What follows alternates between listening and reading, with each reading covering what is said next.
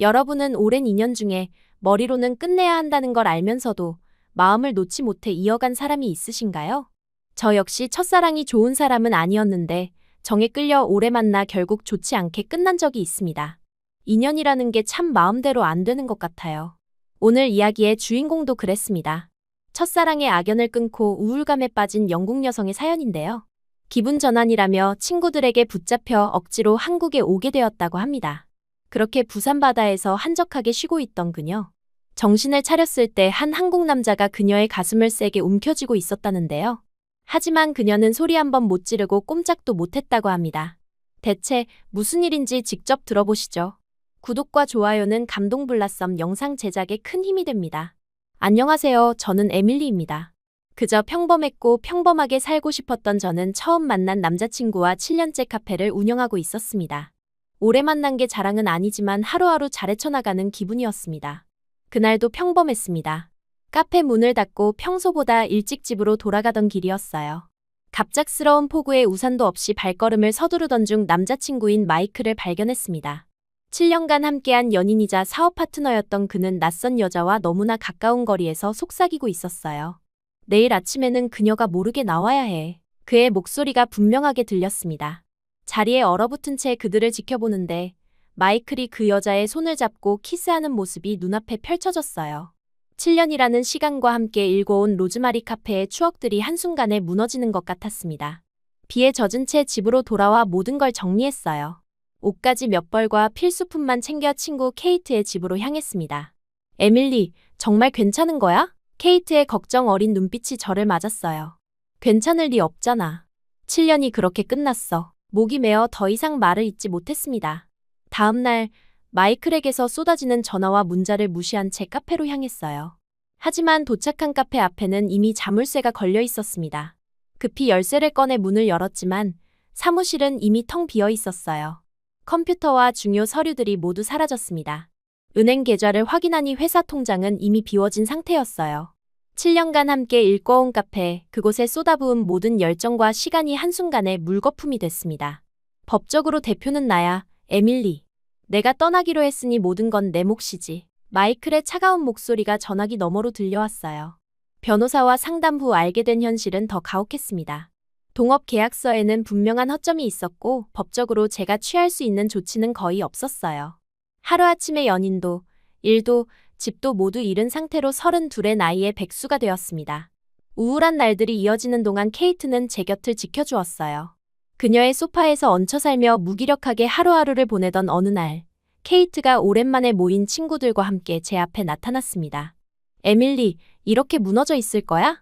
너 여행 가야 해. 대학 시절부터 친구였던 소피가 말했어요. 정확히 말하면 우리가 여행을 가야 해. 케이트가 웃으며 덧붙였습니다. 소피, 케이트 그리고 헤일리. 대학 시절부터 함께했던 친구들이었지만 마이클과 사귀면서 자연스레 소원해졌던 관계였어요. 그들은 이미 여행 계획을 세워놓은 듯했습니다. 제 마음속에는 조용하고 평화로운 일본 여행에 대한 로망이 있었어요. 교토의 고즈넉한 사찰과 도쿄의 현대적인 모습이 공존하는 일본은 제 상처를 치유해줄 것 같았습니다. 일본은 비싸기만 하고 볼 게 없어. 우리 모두가 흥미롭게 즐길 만한 곳이 아니야. 소피가 제 생각을 읽기라도 한 듯 말했어요. 우리가 추천하는 곳은 바로 한국. 헤일리가 흥분된 목소리로 외쳤습니다. 한국? 왜 하필? 반신반의하는 제 표정에 3명이 일제히 말을 쏟아냈어요. 한류 열풍이 대단하대. K-팝, 한식, 한국 드라마. 볼거리도 많고 활기차. 서울은 쇼핑 천국이라고. 스킨케어 제품도 엄청나게 좋다더라. 무엇보다 새로운 경험이 필요한 너에게 딱이야. 마이클과는 전혀 다른 세계. 결국 마지못해 동의했지만 속으로는 여전히 일본을 그리워했습니다. 하지만 오랜만에 친구들과 함께하는 여행이라는 사실만으로도 가슴이 조금씩 가벼워지는 것을 느꼈어요. 짐을 꾸리는 내내 과연 이 여행이 제 상처를 치유해줄 수 있을지 의문이었습니다. 인천공항에 도착한 첫 느낌은 압도적이었어요. 거대하고 현대적인 공항의 모습에 놀랐습니다. 서울로 향하는 공항철도를 타면서 창밖으로 보이는 도시의 모습은 예상과 달리 굉장히 현대적이고 세련됐어요. 번쩍이는 네온사인과 높은 빌딩들, 어디서나 보이는 화려한 간판들이 눈길을 사로잡았습니다. 이거 봐, 에밀리. 내가 말했지? 서울은 정말 현대적이고 활기차. 케이트가 흥분한 목소리로 말했어요. 명동의 호텔에 짐을 풀고 첫날은 주변 구경으로 시간을 보냈습니다. 거리는 쇼핑하는 사람들로 북적였고 길거리 음식 냄새가 코를 자극했어요. 특히 인상적이었던 것은 어디를 가든 와이파이가 완벽하게 터진다는 점이었습니다. 런던에서는 상상할 수 없는 속도였어요. 내일은 경복궁과 북촌 한옥마을을 가볼까? 헤일리가 제안했지만 소피와 케이트는 고개를 저었습니다. 아니, 우리 계획이 바뀌었어. 내일은 부산으로 가자. 소피가 갑자기 말했어요. 부산? 갑자기 무슨 소리야? 놀라서 물었습니다. 서울도 좋지만 지금은 바다가 필요해. 해운대 해변이 정말 아름답대. 거기서 일광욕도 하고 마음의 여유를 찾자. 케이트가 설명했어요. 내심 실망스러웠지만 친구들의 결정에 따르기로 했습니다. 다음 날 아침 일찍 서울역에서 KTX를 탔어요. 기차에 오르자마자 깜짝 놀랐습니다. 한국의 고속열차는 상상 이상으로 깨끗하고 현대적이었어요. 좌석 사이 간격도 넓고 창밖으로 보이는 풍경도 아름다웠습니다. 이거 정말 빠르네. 런던에서 에든버러 가는 것보다 훨씬 빠른 것 같아. 소피가 놀란 목소리로 말했어요. 2시간 30분 만에 부산역에 도착했어요. 서울과는 또 다른 분위기가 느껴졌습니다. 택시를 타고 해운대로 향하는 길, 끊임없이 이어지는 오르막과 내리막의 택시기사님의 운전은 멀미가 났어요. 창밖으로 보이는 부산의 독특한 지형에 놀랐습니다. 산과 바다가 어우러진 풍경은 분명 아름다웠지만 멀미 때문에 제대로 감상하기 어려웠어요. 역시 일본을 갔어야 했어. 무심코 중얼거렸는데 케이트가 들었는지 고개를 절레절레 저었습니다. 기다려봐. 해운대에 도착하면 생각이 바뀔 거야. 택시에서 내려 숙소에 짐을 풀고 나오자 드디어 해운대 해변이 눈앞에 펼쳐졌어요. 햇살 아래 반짝이는 푸른 바다와 넓게 펼쳐진 모래사장 그리고 활기찬 사람들의 모습이 시야에 들어왔습니다. 멀미로 인한 불편함은 순식간에 사라졌어요. 어때? 내가 말했지? 케이트가 의기양양하게 물었습니다. 정말 아름답네. 솔직히 인정할 수밖에 없었어요. 해변에 자리를 잡고 선크림을 바른 후 4명은 모래사장에 누워 햇살을 만끽했습니다. 온갖 걱정과 스트레스가 햇살에 녹아내리는 듯했어요. 바다를 바라보며 런던에서의 복잡했던 일들을 잠시나마 잊을 수 있었습니다. 저기 좀 봐. 우리를 쳐다보는 남자들이 있어. 헤일리가 키득거리며 말했어요. 고개를 돌려보니 정말 몇몇 젊은 남성들이 우리 쪽을 흘끔거리고 있었습니다. 한국인으로 보이는 청년들도 있었고 외국인 관광객으로 보이는 사람들도 있었어요. 7년간 마이클과의 관계에 매몰되어 있던 나에게 다른 남성들의 관심은 낯설면서도 조금은 기분 좋은 경험이었습니다. 에밀리, 너 정말 예뻐. 금발의 푸른 눈, 화사한 피부. 여기서는 내가 제일 돋보여. 소피가 진심 어린 목소리로 말했어요. 그 말에 웃음이 나왔습니다. 영국에서는 평범한 외모였지만 이곳에서는 제 금발과 푸른 눈이 특별해 보이는 듯했어요. 해변에서 보낸 오후 동안 몇몇 한국 남성들과 외국인 남성들이 다가와 말을 걸었지만 친구들과의 시간을 방해받고 싶지 않아 정중히 거절했습니다. 해가 지기 시작하자 친구들은 근처 클럽에 가보자고 제안했어요. 하지만 저는 조용히 혼자만의 시간을 갖고 싶었습니다. 너희들 먼저 가. 나는 좀 걷고 싶어. 친구들을 보내고 혼자 해변을 따라 걸었어요. 광안리 쪽으로 걸음을 옮기며 멀리서 빛나는 광안대교를 바라보았습니다. 다리에 불빛이 바다에 반사되어 마치 별들이 춤추는 것 같았어요. 맥주 한 캔을 사서 모래사장에 앉았습니다. 캔 맥주의 차가운 감촉과 함께 지난 몇 주간의 일들이 주마등처럼 스쳐 지나갔어요. 마이클과의 이별, 카페의 상실, 친구들과의 재회, 그리고 이제 낯선 나라에서의 새로운 경험까지. 인생이 얼마나 예측 불가능한지 새삼 실감했습니다. 앞으로 어떻게 살아가야 할까? 바다를 바라보며 중얼거렸어요. 런던으로 돌아가면 다시 취업을 해야 할까? 아니면 새로운 카페를 시작해볼까?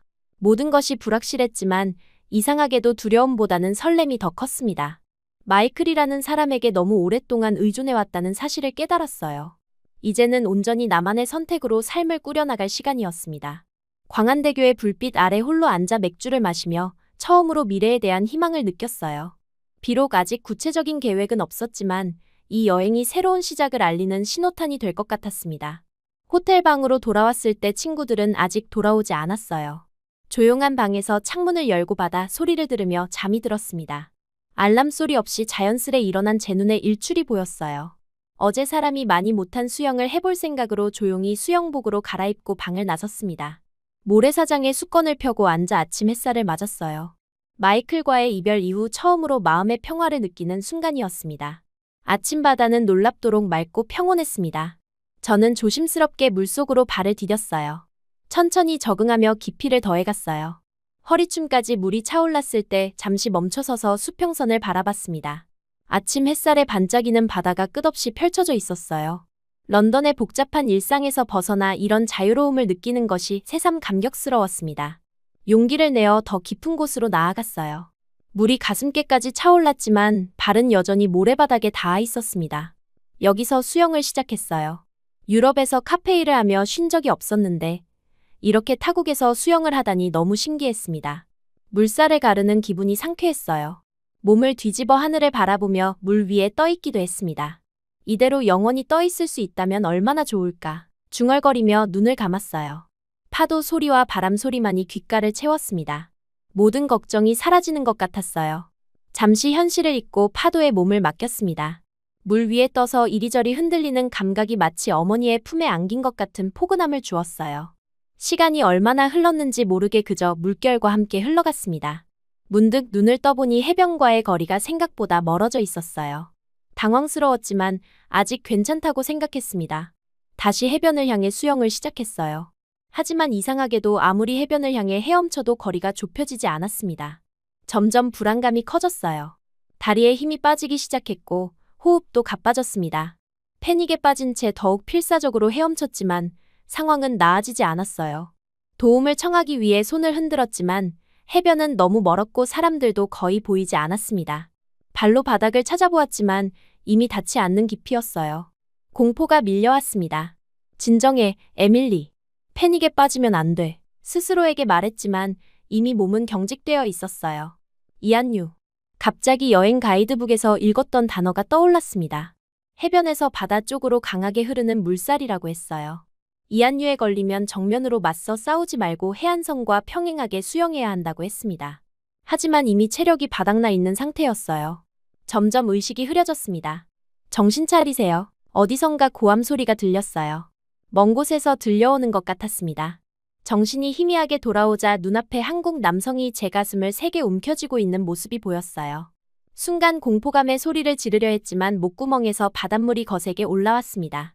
숨도 제대로 쉬기 전에 갈비뼈를 관통하는 듯한 날카로운 통증이 전신을 강타했어요. 비명을 지르려 했으나 목소리 대신 거친 기침만 터져나왔습니다. 주변이 흐릿하게 보이는 가운데 그의 손이 다시 제 가슴을 향해 내려오는 것이 보였어요. 심장이 터질 듯한 고통 속에서 간신히 의식을 붙잡았습니다. 괜찮으세요? 의식이 돌아왔나요? 남자가 영어로 물었어요. 대답하려 했지만 목이 아파 말이 나오지 않았습니다. 그저 고개만 끄덕였어요. 주변을 둘러보니 많은 사람들이 원을 그리며 서 있었습니다. 모두 놀란 표정이었어요. 멀리서 사이렌 소리가 들려왔습니다. 구급차가 곧 도착할 거예요. 조금만 더 참으세요. 남자가 안심시키듯 말했어요. 몸을 일으키려 했지만 갑자기 가슴에 날카로운 통증이 느껴졌습니다. 신음소리가 절로 나왔어요. 남자는 당황한 듯 했습니다. 움직이지 마세요. 제가 심폐소생술을 하는 과정에서 조금 세게 눌렀을 수도 있어요. 그가 미안한 표정으로 말했어요. 구급차가 도착했고 구급대원들이 신속하게 제게 다가왔습니다. 산소 마스크를 씌우고 들것에 실었어요. 구급차에 오르기 전 그 남자를 다시 보았습니다. 그는 여전히 걱정스러운 표정이었어요. 고맙다는 말을 하고 싶었지만 여전히 목소리가 나오지 않았습니다. 그저 손을 약하게 들어 인사를 대신했어요. 남자가 구급대원과 대화를 하곤 구급차 안에서 남자는 제 옆에 앉아 있었어요. 그제서야 그의 모습을 제대로 볼 수 있었습니다. 키가 큰 편이었고 갈색 머리에 선한 인상이었어요. 나이는 30 중반쯤 되어 보였습니다. 전 우진이라고 해요. 아침 달리기를 하다가 우연히 당신이 물에 빠진 걸 봤어요. 그가 자신을 소개했어요. 고개를 끄덕이는 것이 고작이었습니다. 병원에 도착하자 빠르게 응급실로 이동했어요. 의사들이 여러 검사를 진행했고 우진은 대기실에서 기다렸습니다. 1시간쯤 지났을까 의사가 진단 결과를 알려주었어요. 다행히 큰 문제는 없습니다. 하지만 갈비뼈에 작은 실금이 갔어요. 심폐소생술 과정에서 생긴 것 같습니다. 의사가 영어로 말했어요. 죄송합니다. 제가 너무 세게 눌렀나 봐요. 우진이 미안한 표정으로 말했습니다. 아니에요. 오히려 잘하신 겁니다. 환자분의 가슴 크기 때문에 보통보다 더 깊게 눌러야 효과적인 심폐소생이 가능했을 거예요. 덕분에 목숨을 건지셨습니다. 의사가 전문적인 어조로 말했어요. 그 말에 얼굴이 붉어졌지만 감사함이 더 컸습니다. 우진은 여전히 미안한 표정이었어요. 겨우 목소리가 돌아왔고 처음으로 말을 꺼냈습니다. 정말 감사해요. 당신이 없었다면 지금 이 자리에 없었을 거예요. 진심을 담아 말했어요. 아니에요. 누구라도 그렇게 했을 거예요. 우진이 겸손하게 대답했습니다. 의사는 하루 정도 병원에서 지켜보는 것이 좋겠다고 했어요. 친구들에게 연락해야 했지만 휴대폰은 호텔방에 두고 왔습니다. 우진이 자신의 휴대폰을 빌려주었어요. 케이트에게 상황을 설명하자 곧바로 병원으로 달려온다고 했습니다. 괜찮아? 대체 무슨 생각으로 혼자 수영을 한 거야? 케이트가 병실에 도착하자마자 물었어요. 너희들이 남자만 안 밝히면 이런 일 없었을 것. 이라고 약하게 타박했어요. 아픈 와중에도 웃음이 나왔습니다. 친구들은 오히려 눈을 반짝이며 우진을 힐끔거렸어요. 그런 말은 말고 저 남자 완전 잘생기지 않아? 위기가 기회라더니. 소피가 낮게 속삭였습니다. 케이트와 헤일리도 키득거리며 동조했어요. 창피함에 이불을 끌어당겼지만 몰래 우진을 바라봤습니다. 그가 자리를 뜨려 할 때 갑자기 용기가 생겼어요. 연락처 알 수 있을까요? 퇴원하면 제대로 감사 인사를 드리고 싶어요. 조심스럽게 말했습니다. 우진은 잠시 생각하더니 명함을 건넸어요. 우진은 카페 사장이었습니다. 제 입가에 미소가 번졌어요. 카페 사장이라니 어쩐지 운명 같았습니다. 내일 괜찮아지고 시간 되시면 연락 주세요. 부산의 좋은 곳들을 안내해 드릴게요. 우진이 웃으며 말했어요. 친구들이 남아 병실을 지켰고 다음날 오전에 퇴원했습니다. 갈비뼈의 통증은 여전했지만 움직이는 데는 큰 지장이 없었어요. 호텔로 돌아와 휴식을 취했습니다. 친구들은 다시 해변으로 가겠다고 했어요. 혼자 정말 괜찮겠어? 헤일리가 걱정스럽게 물었습니다. 오히려 좀 쉬고 싶어. 너희들 재밌게 놀다 와. 진심으로 대답했어요. 친구들이 떠나자 우진의 명함을 들여다보았습니다.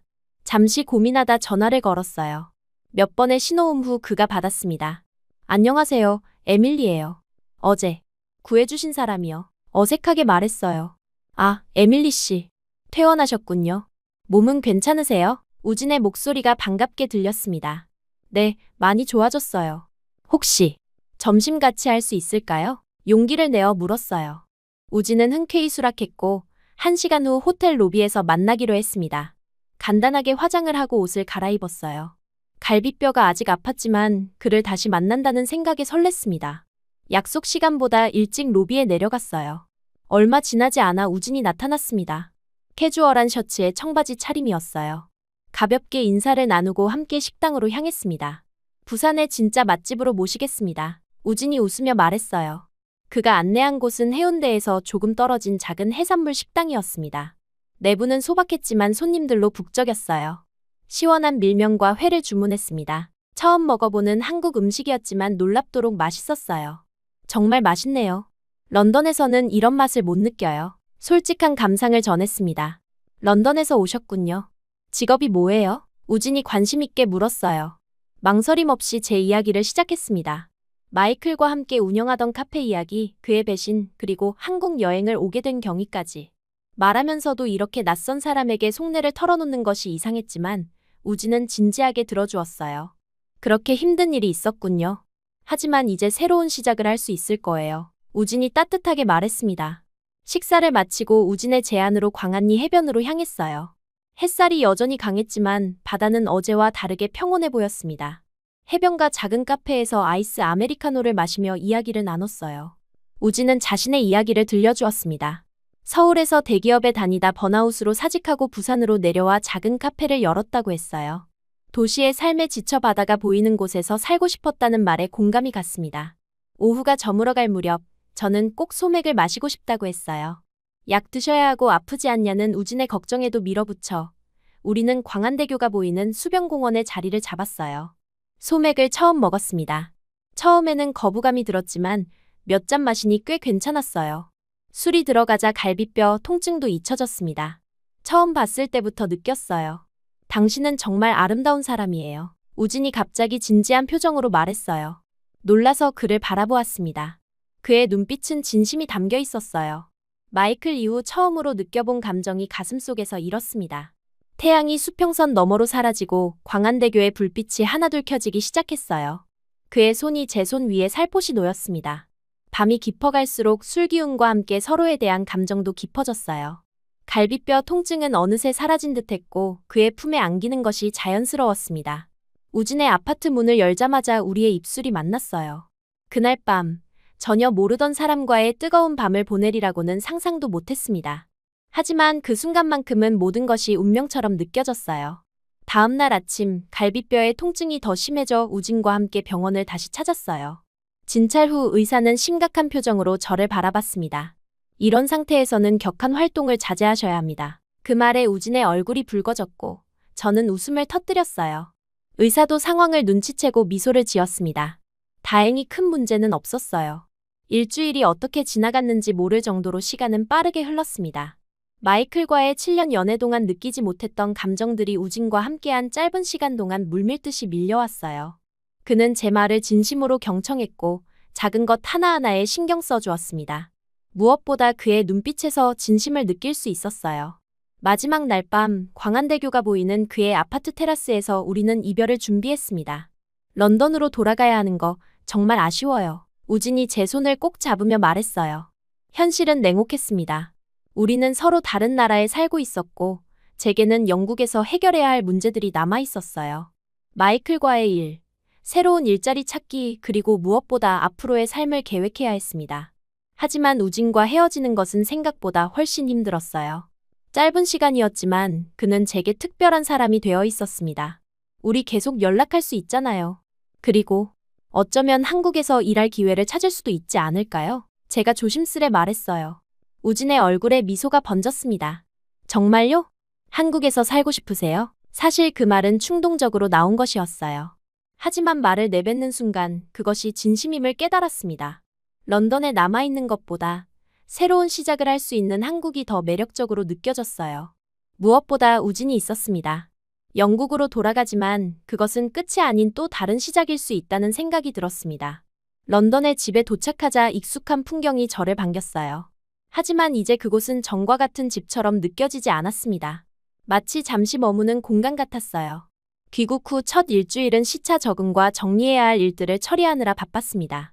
케이트의 소파에서 지내며 새 집을 알아보기 시작했어요. 동시에 영국에서의 경력을 활용할 수 있는 한국 취업 기회도 찾아보았습니다. 영어교사, 번역가, 외국계 기업 등 가능성은 많았지만 비자 문제가 가장 큰 걸림돌이었어요. 그럼에도 포기하지 않고 우진과 매일 영상통화를 하며 가능성을 모색했습니다. 영어 강사 자격증을 따면 어떨까요? 부산에 외국인 강사를 구하는 학원이 많아요. 우진이 제안했어요. 그의 제안에 따라 자격증 과정을 등록했습니다.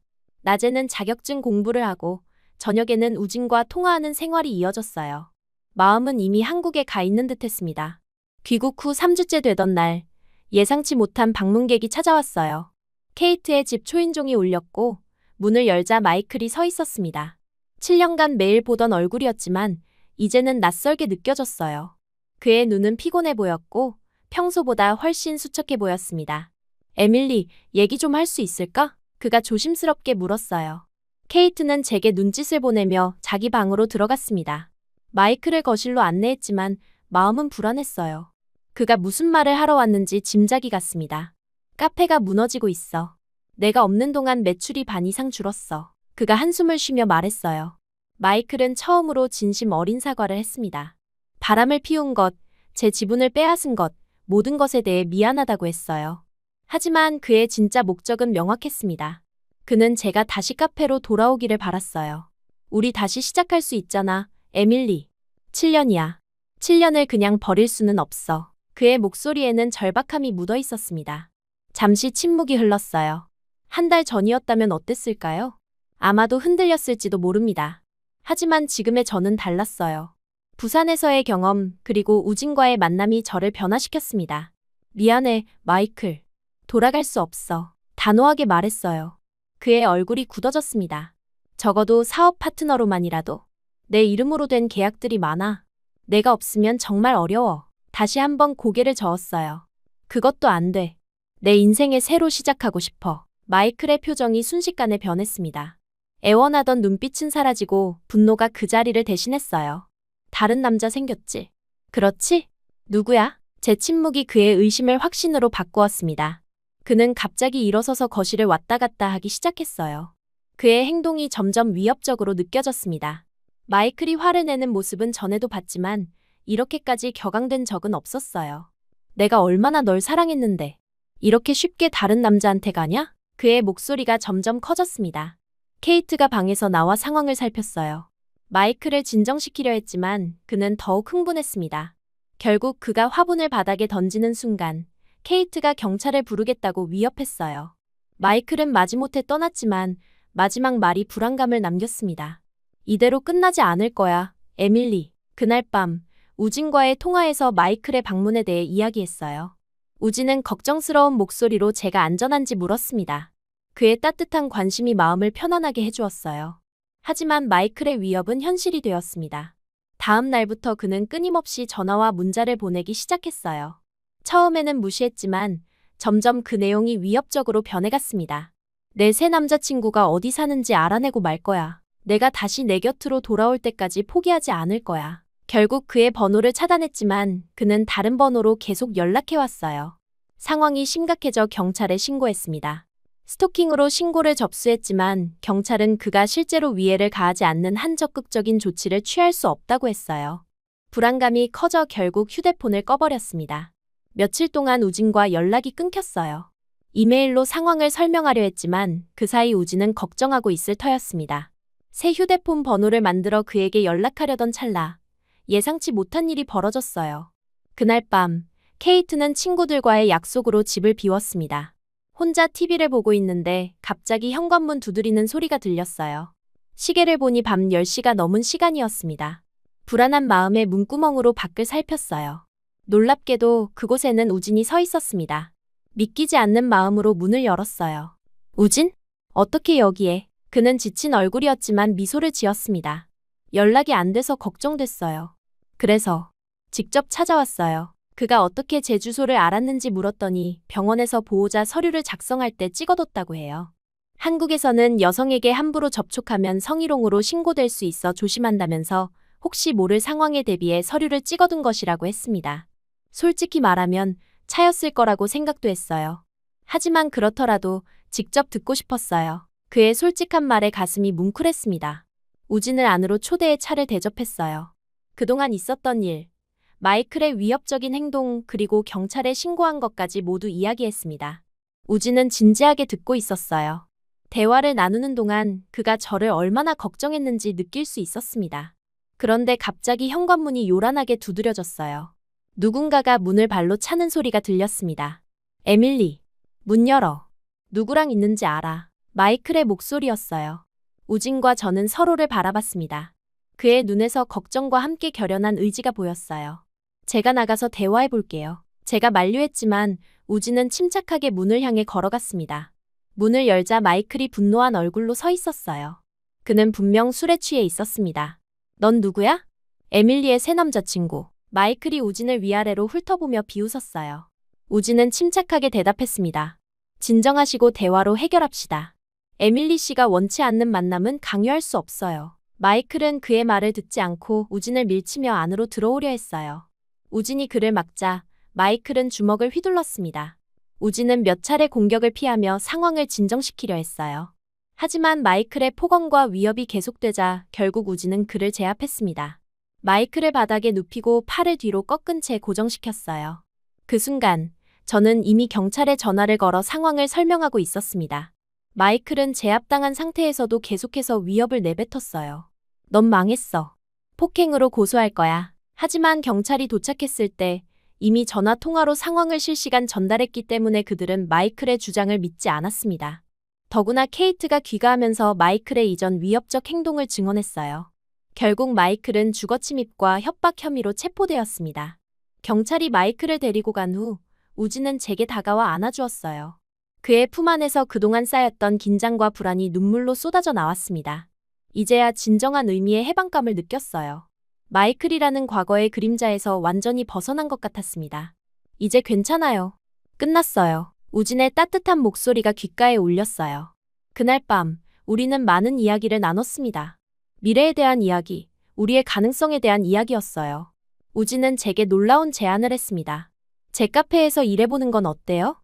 원래는 커피 좋아하는 거였죠? 그의 제안은 현실적이면서도 매력적이었습니다. 영국에서의 삶을 정리하고 한국에서 새로운 시작을 한다는 것은 두렵지만 그와 함께라면 가능할 것 같았어요. 마이클과의 관계에서 잃어버렸던 자신감과 용기가 우진을 통해 다시 돌아오는 것을 느꼈습니다. 한국에서의 삶이 쉽지만은 않을 거예요. 문화 차이도 있고. 하지만 제가 항상 곁에서 도울게요. 우진의 말에 미소가 지어졌어요. 그날 밤, 케이트의 소파에 나란히 앉아 우리의 미래를 그리며 새로운 삶이 시작되고 있음을 느꼈습니다. 마이클 사건 이후 영국에서의 삶을 정리하는데 한 달이 걸렸어요. 제가 진행하던 카페 계약을 전부 해약하고 소지품을 정리하고 필요한 서류들을 준비하는 과정이 생각보다 복잡했습니다. 우진은 그 사이 한국으로 돌아가 취업비자 발급을 위한 모든 준비를 해두었어요. 케이트와 소피, 헤일리는 제 결정에 놀라면서도 진심으로 축하해 주었습니다. 한국에 도착한 날, 우진은 김해공항에서 꽃다발을 들고 기다리고 있었습니다. 그를 보는 순간 모든 결정이 옳았다는 확신이 들었어요. 우진의 아파트는 광안리 해변이 보이는 작은 원룸이었습니다. 비록 좁았지만 창문 너머로 보이는 바다 전망은 그 어떤 런던의 고급 아파트보다 아름다웠어요. 처음 한 달은 적응하느라 정신없이 지나갔습니다. 우진의 카페는 해운대와 광안리 중간쯤에 위치한 아담한 공간이었어요. 저는 커피를 내리고 외국인 고객 응대를 맡았습니다.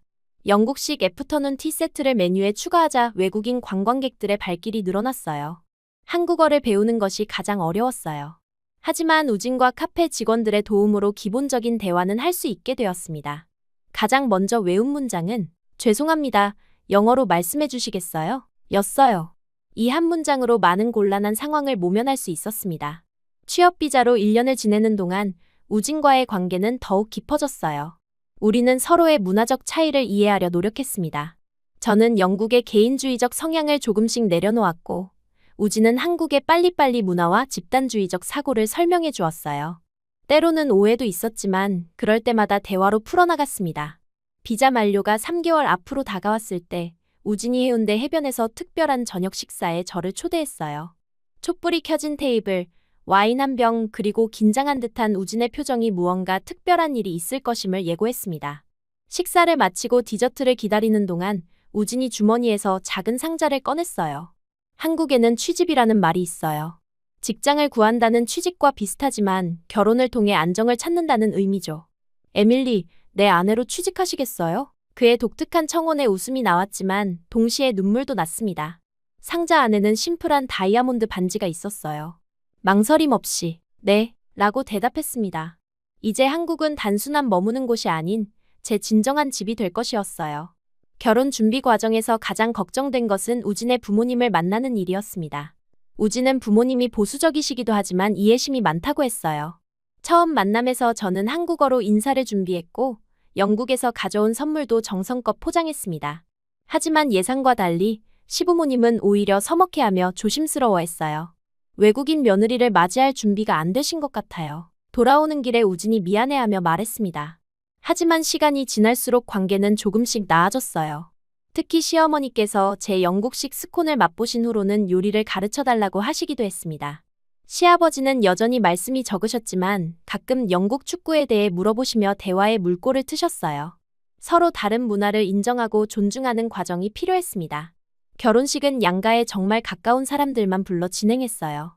친구들은 특별 휴가를 내어 참석해 주었고 너의 삶은 마치 동화 같아 라고 소피가 부러움을 표현했을 때 그 말이 진심으로 와닿았습니다. 결혼 후 우리는 광안리가 내려다 보이는 더 넓은 아파트로 이사했어요. 새 집의 창문에서 바라본 광안대교의 야경은 여전히 제 마음을 설레게 했습니다. 생소했던 한국 생활도 이제는 익숙해졌고 카페는 점점 더 많은 단골 손님으로 북적였어요. 결혼 1년 후 우리 사이에 작은 생명이 찾아왔어요. 임신 소식에 우진은 눈물을 글썽이며 기뻐했습니다. 외국인으로서 한국에서 출산을 준비하는 과정은 새로운 도전이었어요.